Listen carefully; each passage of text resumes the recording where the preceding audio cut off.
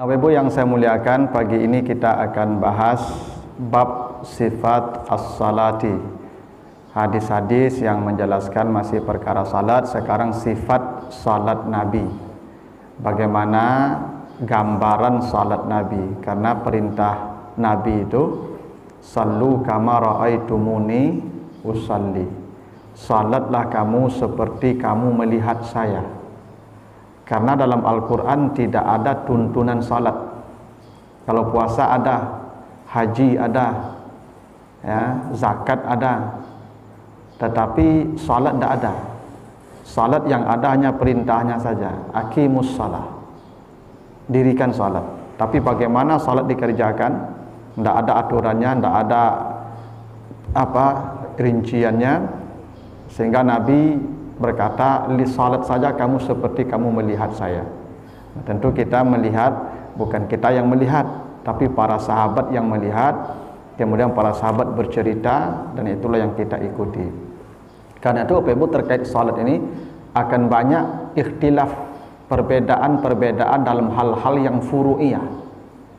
Karena memang Nabi itu bisa jadi mencontohkan satu ibadah itu dengan ragam-ragam bentuk, dan itu wajar, dan itu tidak ada yang salah.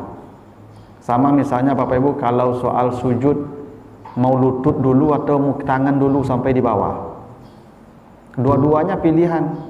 Yang lutut boleh, hadis dari Wa'il, lutut itu sahih hadisnya. Yang tangan juga boleh, hadis dari Abu Hurairah, Nabi kalau turun sujud pakai tangan. Yang tidak ada contohnya kepala dulu. Nah, tapi kalau tangan, lutut ada contohnya. Ya, jadi kalau selama ada contohnya, ada hadisnya, ada dalilnya, beramallah Bapak Ibu. Jangan ribut dengan perbedaan-perbedaan. Karena dalam kajian fikih itu ada namanya tanawu al-ibadah. Ada keragaman ibadah yang dicontohkan Nabi, tergantung kondisi dan pilihan kita nyamannya di mana. Seperti sujud tadi, Bapak Ibu yang masih muda, ya, yang lututnya masih kuat, yang pinggangnya masih kuat, itu lutut yang duluan. Tapi yang bobot badannya berat, pingganglah sakit, itu tangan dulu, jadi lutut dulu. Jatuh tiba di bawah begitu. Nah, jadi memang disesuaikan dengan keadaan kita. Nah, karena itulah kita perlu melihat gambaran salat Nabi ini supaya kita tidak saling salah menyalahkan kalau melihat orang yang berbeda praktek salatnya dengan kita. Selama yang prinsip kita masih sama. Kadang-kadang sekarang di media sosial, umat Islam ini ribut dengan hal-hal yang tetek bengek. Padahal itu semuanya punya dalil, semuanya punya argumentasi. Lalu kita saling membid'ahkan, saling menyesatkan, saling mengkafirkan. Akhirnya toleransi kita hilang. Nah, ini yang perlu kita tumbuhkan itu, belajar fikih, belajar hadis itu agar kita dewasa menyikapi perbedaan di kalangan umat ini. Jangan sampai Bapak Ibu nanti ada imamnya tidak baca bismillah jahar, kita lari saja, tidak mau lagi salat di situ. Dah cocok jambo dah. Kata tidak cocok jambo pun tidak boleh Bapak Ibu. Karena punya dalil juga. Yang baca bismillah keras, yang tidak baca bismillah hilang pula dia. Kenapa? Kancang bismillahnya tidak sesuai jo hadis dah. Itu. Makanya belajarnya komprehensif. Jangan belajar ke satu kitab saja, jangan belajar ke satu guru saja. Dengar banyak guru sehingga kita bisa menerima satu pemahaman itu lebih utuh, lebih komprehensif. Saya Bapak Ibu tidak pernah mengajarkan jamaah hanya ke saya belajar, yang lain tak boleh, tuh Ustaz Subhat itu, tuh Ustaz Bid'an tidak. Yang baik-baik ambil, yang tak suka Bapak Ibu tinggalkan saja, cari yang lain. Ya, sehingga kita ini tidak sempit dalam beragama Bapak Ibu. Ya, ini kadang-kadang kita ini pecah jamaah itu karena hal-hal yang tidak prinsip, yang kita berbeda tentang itu. Nah, kita akan lihat hadis-hadisnya banyak Bapak Ibu, kita lihat satu persatu. Pertama, hadis riwayat Muslim dari Abu Hurairah.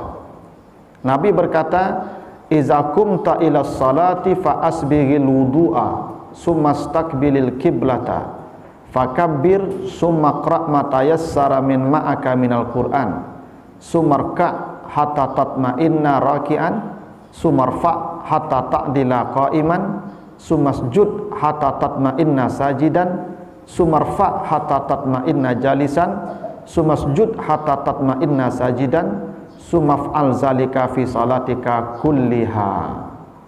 Ya. Artinya apabila kamu hendak melaksanakan salat, maka sempurnakanlah wudu'mu. Nah, jadi memang kesempurnaan salat berawal dari kesempurnaan wudu'. Kalau wudu'nya tidak sah, salatnya tidak sah. Makanya ada hadis Nabi, ada sahabat yang salat dia tapi ada kakinya tidak kena air ketika berwudu sebesar uang logam. Selesai salat Nabi ulangi wudu'mu, ulangi salatmu. Jadi kesempurnaan wudu itu penting karena dia menjadi syarat salat itu sah atau tidaknya. Maka perintah Nabi bukan hanya berwudu, iza kumta ila salat falyatawadda atau fatawadda, enggak. Ya. Bila kamu hendak melaksanakan salat, maka fa'asbiril wudu, sempurnakan wudu'mu. Makanya wudu ini Bapak Ibu jangan asal-asal berwudu. Diketahui juga tentang bagaimana praktek wudu Nabi. Minimal di surah Al-Maidah ayat yang ke-6 itu contoh ya. Itu ikuti. Ya, kalau kamu salat, kata Allah basuh mukamu. Ya, basuh tanganmu sampai siku, sapu kepalamu, basuh kakimu, minimal itu. Dan kalau bisa Bapak Ibu berwudu itu, saya lebih senang kalau Bapak Ibu berwudu itu di rumah, bukan di masjid, bukan di masjid ini. Karena kalau di rumah itu wudunya sempurna. Karena kalau di rumah itu kita buka baju wudunya. Karena ada wudu itu namanya ghurran muhajjalin. Besok di akhirat Bapak Ibu kalau baca surat Ar-Rahman itu ayat berapa? 35. Fayauma izin la yus'alu an zanbihi insun walajan. Besok ada manusia masuk surga tidak ditanya amalnya. La yus'alu, tidak ditanya amalnya, langsung masuk surga. Sahabat bertanya, ya Rasulullah, kenapa mereka masuk surga tanpa ditanya amalnya? Kata Nabi, la yuhasabun, mereka tidak dihisab. Kenapa bisa tidak dihisab? Karena kata Nabi, itu wajah mereka cerah disebabkan ghurran muhajjalin. Mereka kalau berwudu itu melampaui batas yang wajib dibasuh, namanya ghurran muhajjalin. Bapak Ibu kalau berwudu sampai siku ya, kalau cuci basuh tangan ya, yang ghurran muhajjalin sampai ke ketiak tuh. Basuh yo ketiak itu namanya ghurran muhajjalin tuh. Besok orang yang membasuh tangannya sampai ke atas ini, itu wajahnya badannya cerah terang, maka malaikat ambil saya dia ke surga tanpa ditanya amalnya. Bapak Ibu kalau basuh muka kan sampai sini aja ya. Yang paling muhajjalin itu basuh muka sampai je telinga langsung sekalian. Itu ghurran muhajjalin namanya itu. Bapak Ibu kalau membasuh rambut kan bisa begini saja ya. Yang ghurran muhajjalin itu sampai segini, basah semua tuh. Bapak Ibu kalau basuh kaki sampai mata kaki ya. Yang ghurran muhajjalin sampai ke lutut, basuh sampai ke lutut tuh. Jadi kalau ada orang berwudu begitu, nanti wajahnya cerah, namanya ghurran muhajjalin. Nanti dia masuk surga tanpa ditanya karena wudunya sempurna. Apalagi kalau siang tuh Bapak Ibu, salat zuhur tuh Bapak Ibu kalau tidak mandi, maka kalau bisa wudu itu sampai ke ketiak nih. Karena ini bau keringat kita nih Bapak Ibu. Di sini agak keras nih. Ya. Makanya kalau berwudu tuh kalau bisa buka baju tuh apa-apa. Tapi kalau di masjid buka baju kan panjang lo cari orang itu tuh. Kalau di rumah bisa Bapak Ibu. Jadi kesempurnaan wudu itu penting. Bukan hanya berwudu, perintah Nabi fa'asbiri. Berwuduklah dengan maksimal. Kalau minimal sampai siku, 3 helai rambut, sampai batas tumbuh rambut, sampai mata kaki, itu minimal semua itu.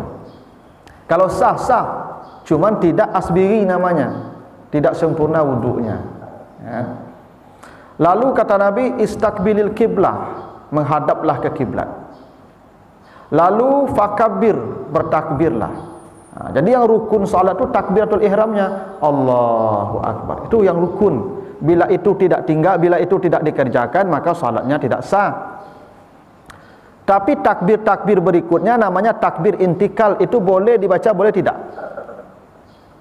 Bapak Ibu kalau ada setelah Allahu Akbar, Tunya antuk selai, ruku antuk, sujud antuk, duduk antuk, tagak, diam saja, tak adanya baca Allahu Akbar lai, tetap sah salatnya.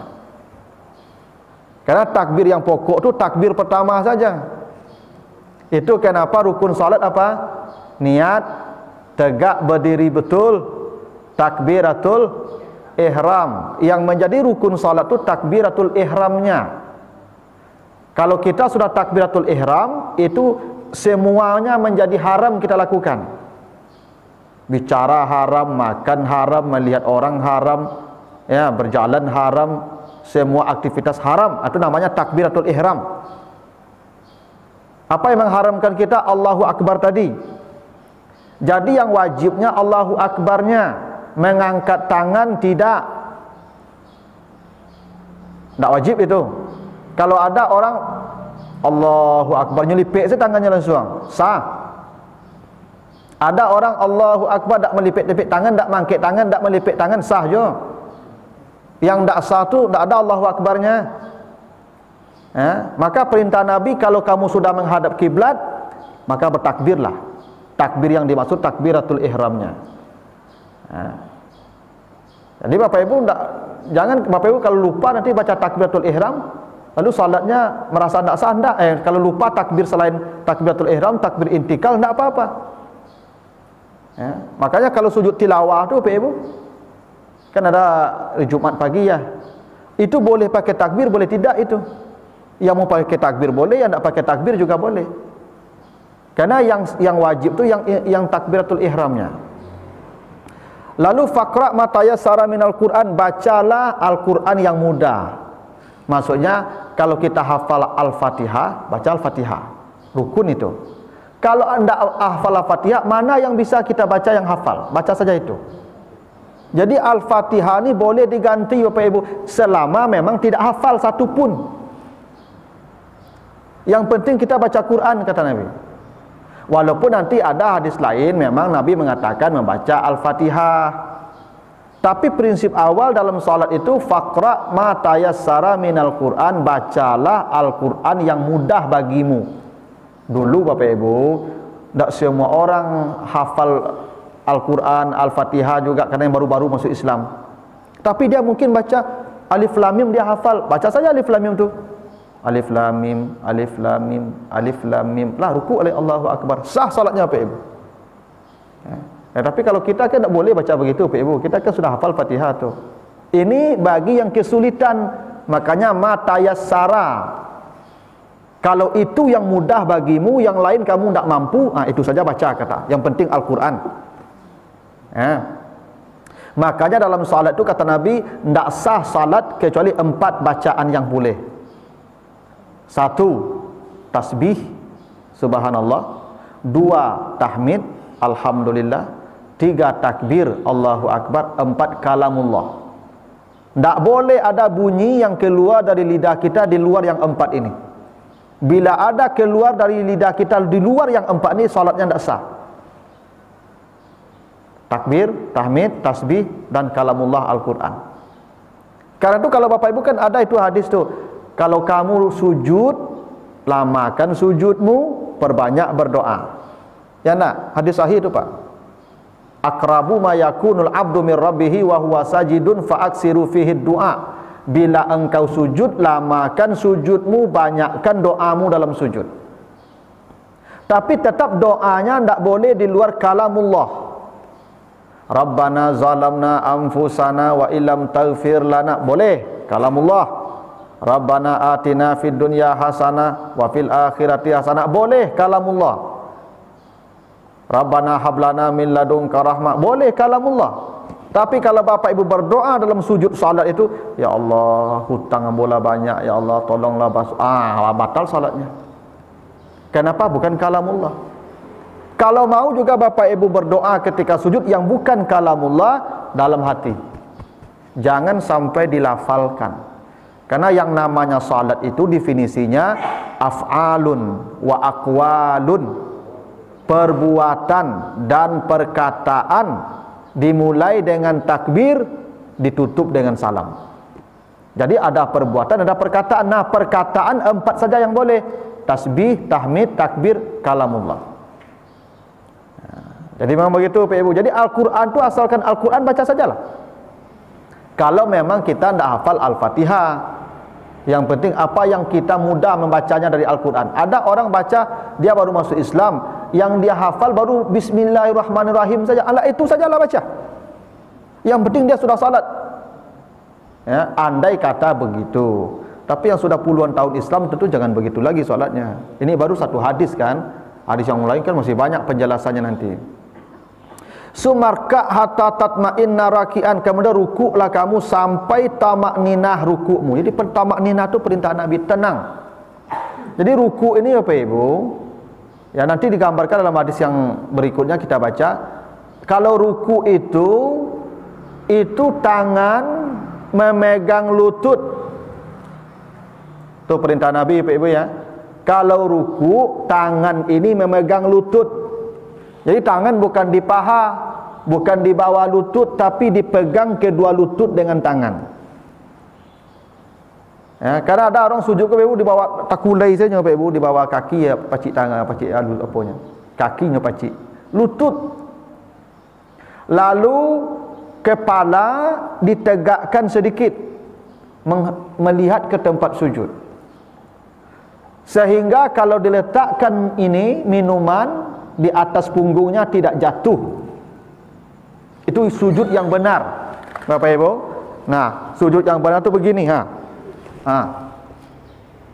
Ada orang sujudnya begini Bapak Ibu ya, atau ada begini ya, itu karena beribadah tidak dengan dasar pengetahuan. Sujud itu pegang lutut, punggung datar, kepala diangkat sedikit, sehingga kalau diletakkan sesuatu di atas punggungnya tidak jatuh. Nah, itu tamakninah namanya ya. Tenang. Sujud apa? Rukuknya tenang. Dan tidak ada bacaan. Bapak Ibu rukuk saja. Yang menjadi rukun itu rukuknya, bukan bacaannya.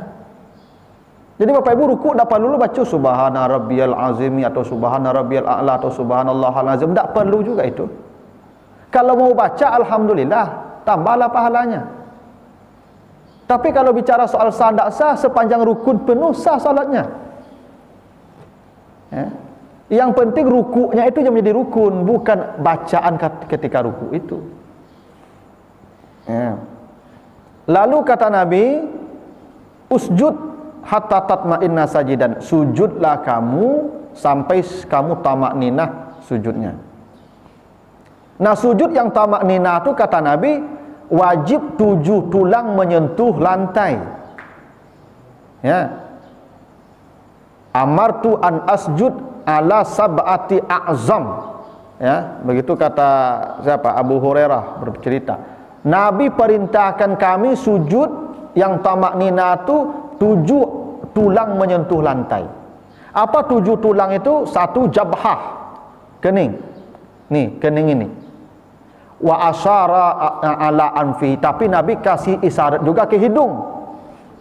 Tapi yang dikatakan Nabi jabhah, hidung tak disebut, tapi Nabi tunjuk juga ke sini. Ya. Artinya yang wajib menyentuh lantai itu jabhah. Apa itu jabhah? Semua batas tumbuh rambut kita. Batas tumbuh rambut yang normal sampai ke alis. Ini namanya jabhah. Makanya ibu pasang mukenahnya tidak boleh ke sini. Tidak sah sujud ibu. Kalau tidak sah sujudnya, tidak sah salatnya nanti. Apa-apa pasang pecinya tidak boleh begini. Kau pasang peci jadi gulai ayam nama pak di kampung. Kalau sujud begini, tarik, sehingga semua batas tumbuh rambut sampai ke alis itu kena ya ke lantai. Makanya ibu tidak sah sujudnya pakai mukenah tu di juluan ke muka, tidak sah. Ada ibu-ibu kan mungkin enggak kumur sampai sujud tu waktu sujudnya juluan mukenahnya ke depan, punya sujud ada mukenah tu, tidak sah sujudnya itu. Kenapa dia tidak sujud ke lantai? Dia sujud di atas pakaiannya sendiri. Sujud di atas pakaian itu tak boleh, kecuali dari awal memang mukenah di lantai, boleh, nama sajadah namanya itu. Tapi saja ini dipakai lalu dijulurkan ke depan, lalu kita sujud di atas itu tak sah sujudnya nanti. Kenapa tidak sujud di atas lantai? Keningnya tidak menyentuh lantai, tapi di atas kain yang dia pakai. Ini banyak ibu-ibu begitu itu. Jadi ini kening ini wajib menyentuh lantai. Hidung, kalau hidung itu tidak diperintah Nabi, tapi dikasih tunjuk. Karena memang ini lebih afdal hidung juga ke lantai, kata As-Syafi'i. Hidung dan jidat itu sama-sama ke lantai. Tapi tergantung hidungnya juga. Kalau mini hidungnya tidak usah dipaksakan. Tapi kalau hidungnya panjang itu lebih mudah. Karena ada hidung orang ini mini begonya. Kalau pesek kan kurang bagus, agak mini hidungnya. Itu tidak perlu dipaksakan juga. Makanya ada hadis Nabi Pak Ibu. Jangan salat menutupi mulut. Tak boleh. Makanya pakai masker itu memang dilarang. Itu hadis sahih riwayat Ibnu Majah itu. Jangan salat menutupi mulut.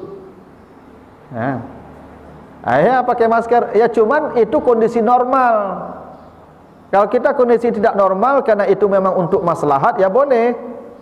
Dalam kondisi normal memang tidak boleh menutup mulut. Memang ada hadisnya itu. Hadis riwayat Ibnu Hibban. Ya, bacalah sunan Ibnu Hibban, Ibnu Majah. Apa baca dalam sunan Ibnu Majah itu disebutkan hadis itu dalam bab ma yukrahu fis salah. Tapi apanya hebatnya Ibnu Majah meletakkan hadis apa pakai masker itu dalam bab yang dimakruhkan dalam salat. Kata para ulama berkesimpulan memakai masker dalam salat itu hukumnya makruh, tidak sampai ke membatalkan salat. Tapi kalau jidatnya tidak kena lantai tidak sah. Yang kedua, kafai, dua telapak tangan harus ke lantai. Makanya ibu-ibu kalau pakai mukena jangan di atas mukenanya telapak tangannya. Telapak tangan tu ke tempat sujudnya. Ya. Dan cara bersujud meletakkan telapak tangan tu ujung-ujung jari dihadapkan ke depan, dibuka sedikit, diletakkan setentang bahu. Kalau laki-laki dibuka lengannya. Kalau perempuan dalam As-Syafi'i dilengketkan ke dadanya. Tapi itu aturannya Bapak Ibu karena kondisi zaman dulu. As-Syafi'i berpendapat ibu-ibu kalau sujud jangan dibuka begini, tapi ditempelkan ke dada. Karena dulu mohon maaf ibu-ibu belum ada pengaman zaman dulu. Maka ketika sujud diamankan dengan siku. Kalau sekarang sudah ada pengaman tidak apa-apa begini saja. Ya, tapi itu tidak mesti, Ibu ya. Yang keempat kelima itu rukbatai, dua lutut. Dua lutut ini wajib, ya itu memang otomatis kalau tidak ke lantai baru cara sujud begitu. Nah yang terakhir dua ujung jari kaki. Jadi Bapak Ibu dua ujung jari kaki itu wajib menyentuh lantai. Kalau ada orang sujud diangkatnya dua kakinya ini tidak sah sujudnya. Karena kata Nabi 7 tulang wajib menyentuh lantai. Itu sujud. Sumarfa hatta tatma'inna jalisan. Lalu kamu angkatlah duduknya sampai kamu sempurna duduk. Jadi duduk itu memang ya sempurna duduknya. Lalu sujud lagi sampai sempurna sujudnya, tatma'inna, ya, tamaknina. Maka lakukanlah seperti itu sampai salatmu selesai. Jadi intinya dari salat ini, dari hadis ini, salat itu ada satu rukun yang penting dan tak boleh diabaikan, namanya tamaknina. Tamaknina itu artinya ada ketenangan yang membuat satu gerakan itu berbeda dengan gerakan berikutnya. Ada orang belum sampai ruku ke bawah dia sudah berdiri, belum sampai keningnya ke tanah dia sudah duduk. Tak sah itu. Kenapa? Dia tidak tamaknina. Karena salat itu Bapak Ibu dengan ketenangan. Itu kenapa perintah salat dalam Al-Quran aqimus salat. Begini, berdiri itu dalam bahasa Arabnya ada dua Pak dalam Al-Quran. Ada waqafa, ada qama. Ada waqafa, ada qama. Waqafa itu berdiri juga. Wukuf. Wukuf itu berdiri itu. Bedanya apa? Bapak Ibu kalau baca nanti di surat Al-Maidah surat Al-An'am ayat 27-28. Izwuqifu 'alan nar. Penduduk neraka nanti sebelum masuk neraka diberdirikan dulu di depan pintu neraka. Diberdirikan di pinggir neraka itu. Tapi berdirinya penduduk neraka disebut wuqifu, wukuf. Bukan qama. Kalau waqafa itu berdiri ya dengan ketidaknyamanan, berdiri dengan ya susah. Karena penduduk neraka itu digiring ke neraka dengan cara menyakitkan, ditarik dengan wajahnya. Wajahnya yang berjalan kata Allah. Yushabuna ala wujuhihim. Orang masuk neraka ditarik dengan wajah mereka berjalan. Maka letih mereka sampai di depan neraka itu. Maka mereka berdirinya capek. Nah, berdiri dalam keadaan capek, tidak tenang namanya waqafa. Itu makanya wukuf. Wukuf tu payah apa ibu? Tak santai wukuf tu. Tak kok kini. Zaman dulu Pak, wukuf itu tak ada tenda, tak ada pohon, tak ada ini semprot air, tak ada, mati banyak di Arafah itu. Itu maka berdiri di padang Arafah tu wukuf namanya. Bukan qiyam. Karena kalau qama atau qiyam berdiri dengan tenang. Itu qama itu. Ya. Berdiri dengan tenang, berdiri dalam keadaan santai, tenang, itu bahasa Arabnya qama. Ya. Maka salat perintahnya bukan auqifis salah, tapi aqimis salah. Apa maknanya? Salatlah kamu dengan tenang. Itu makanya di surah An-Nisa 103, fa izat ma'nantum fa aqimus salah. Bila hatimu sudah tenang, baru kamu kerjakan salat. Karena salat itu butuh ketenangan. Disitulah ada khusyuk. Itu maka Nabi diceritakan Aisyah sampai bangkak kaki beliau salat. Kenapa bangkak kaki beliau salat? Karena Al-Fatihah. Karena rakaat pertama itu kadang Al-Baqarah dan Ali Imran, satu rakaat, 2 ayat itu, 2 surat itu. Tenang salat Nabi. Ya. Makanya Bapak Ibu kalau ingin salatnya tamak ninah, tenang, ya di masjid. Karena di masjid ada sopirnya. Kalau di rumah kita sendiri sopirnya. Ya, biasanya kalau awak surang bawa auto, Bapak Ibu kol acuk tak terkendali kok. Tapi kalau penumpang awak Bapak Ibu kan awak ikut sopir tu. Makanya salat berjamaah ni pasti tamak ninah. Kalau salat di rumah, apalagi cucu lah merengek-rengek, menangis kan tu lah kancang sekali tu. Bapak Ibu. Itu. Nah, itu terkait dengan hadis tadi Abu Hurairah ini. Jadi ada beberapa poin penting. Satu, sempurnakan wuduknya. Lalu tamak ninahlah dalam salatnya.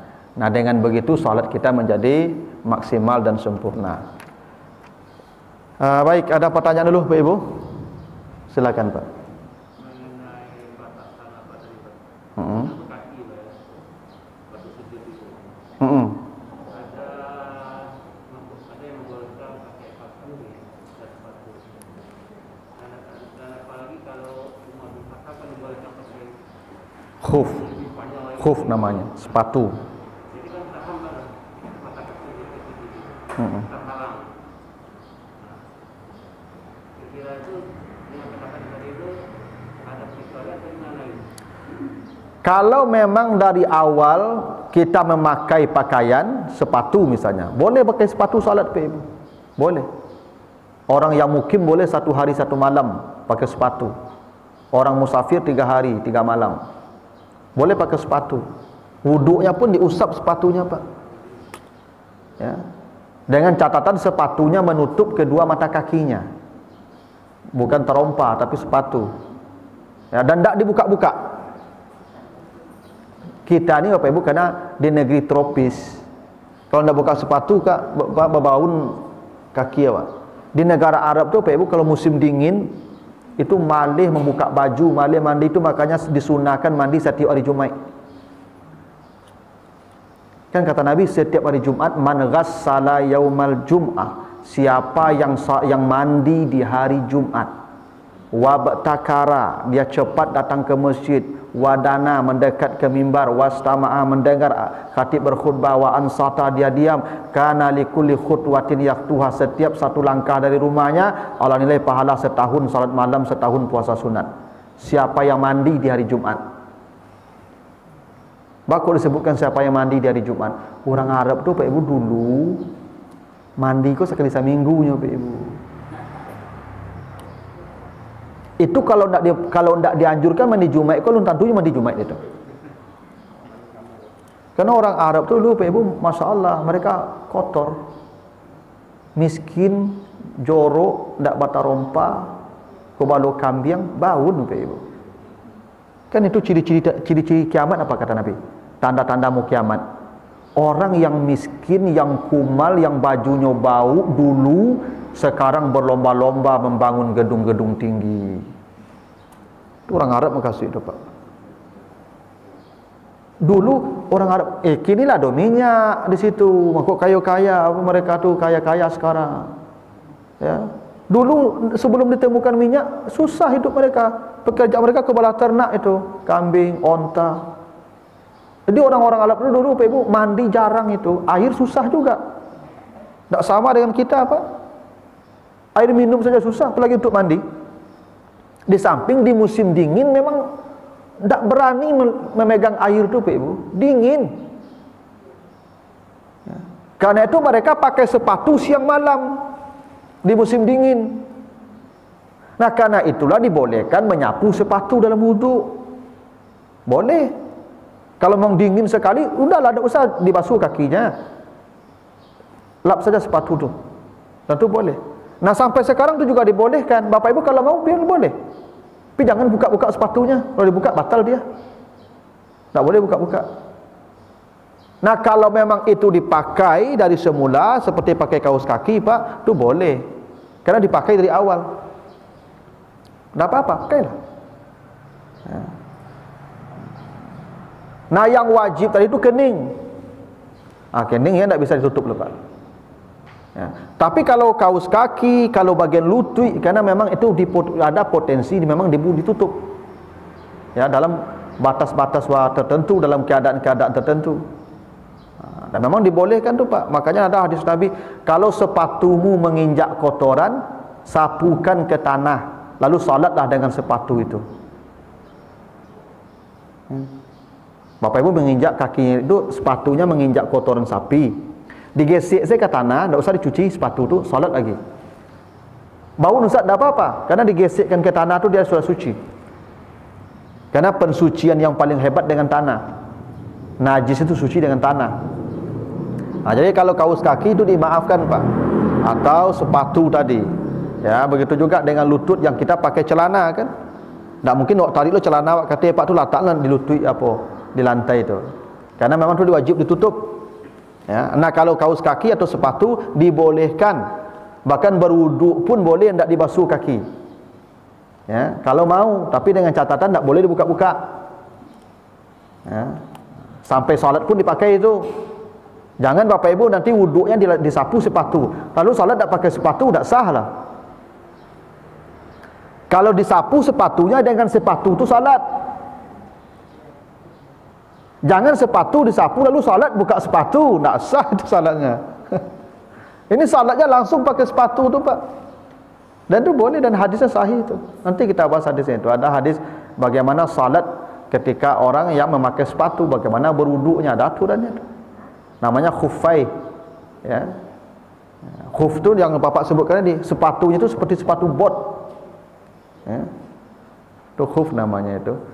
Tapi orang Arab itu bukan sepatu dibuat dari kulit. Dulu kan orang sepatu orang dari kulit je Pak, kulit hewan. Asalkan menutupi mata kaki boleh. Boleh. Silakan Ibu.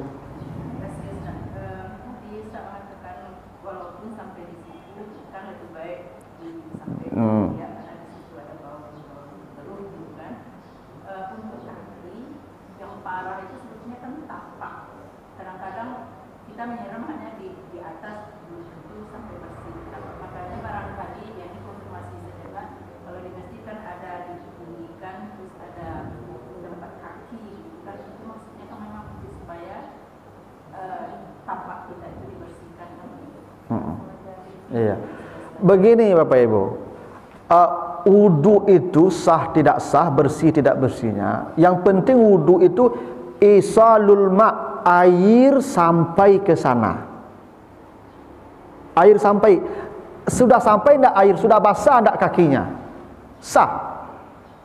Digosok enggak penting, kecuali najis menempel.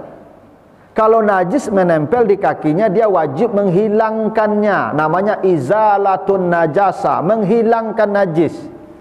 Bagaimana menghilangkan najis? 3 yang dihilangkan: bau, rasa, warna. Makanya identifikasi najis itu 3. Yang ainiyah itu, lihat warna dulu. Bapak ibu ragu nih, pakaian tadi kena najis nak? Tadi menggendong cucu kan pipisnya nak? Cari dulu warnanya. Ada enggak? Kalau putih biasa nampak kuning-kuning tuh. Ah ya, tuh gantilah itu, udah nampak warnanya. Oh warnanya hitam Ustaz, tak nampak, udah cium dulu. Ariang nak? Ayo apa ayo tuh mah? Gantilah. Kalau dicium tak ada bau Ustaz, jilik Ustaz. Asin, ayo tu mak, asin iyo tu. Tapi kalau tak ada warna, tak ada aroma, rasanya pun tak ada terasa di lidah kita, pakailah leh.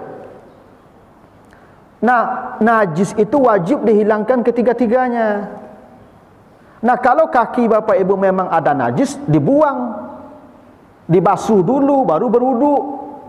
Atau dengan wudu itu dibuang dulu semua. Tapi kalau tidak bernajis, tidak apa-apa. Yang penting air sampai ke semua anggota. Menyampaikan air itu yang wudhu namanya, bukan menggosok. Makanya keran itu gikon sah, kok ada nampak malih kan? Atas saya kaki situ pak. Juluan saya, boleh pak. Kan udah basah. Yang penting basahnya, karena airnya yang penting air mengalir ke situ. Bukan menggosoknya, tidak penting menggosok itu.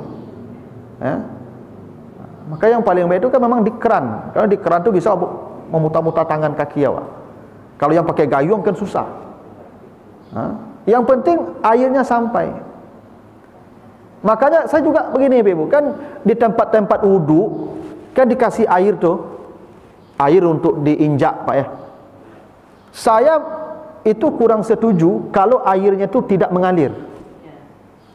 Karena boleh jadi orang dari kamar mandi tadi, dia menginjak najis, masuk juga ke situ. Air itu lebih najis tuh. Apalagi air itu kurang 2 kula.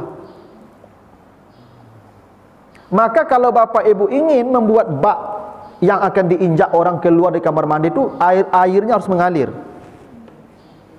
Sehingga airnya tidak bernajis kalau orang keluar dari kamar mandi tadi. Kan bisa aja, mohon maaf bapak ibu ya, dia pipis, laki-laki ini kan berdiri. Karena kakinya pak, dek pipisnya tadi. Lalu nyoba ya berjalan pak, masuknya kaki ke situ, kebak, alah bernajis saya itu. Nanti semua orang yang lewat tu lah bernajis, adanya balik tu. Semua orang yang menginjak air tadi itu bernajis semua tu. Karena airnya sedikit, kurang dari 2 kula, dia sudah memasukkan najis tadi ke sana. Kalau airnya mengalir boleh. Ya, itu dibolehkan kalau mengalir, tak kena najis dia tuh. Ya, suci airnya tuh. Ini juga hati-hati juga nih Pak pengurus yang membuat bak ya keluar dari kamar mandi itu Pak. Harus airnya mengalir. Kalau tidak usah. Gitu Pak, Ibu. Coba silakan selain dulu. Silakan.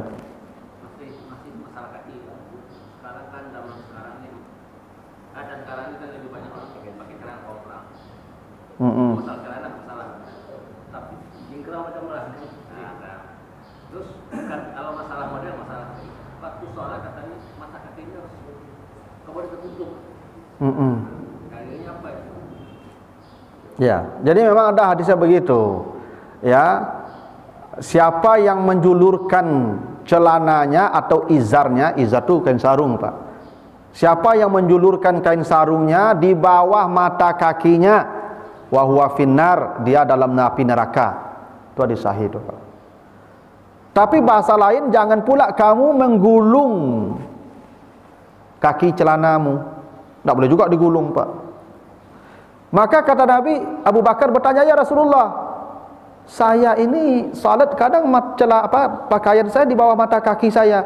Kata Nabi, itu lil khuyala, bagi yang sombong. Engkau tidak sombong. Karena itu Pak, menjulurkan celana ke bawah mata kaki itu disebut isbal. Itu kesombongannya itu yang isbal, yang dilarang.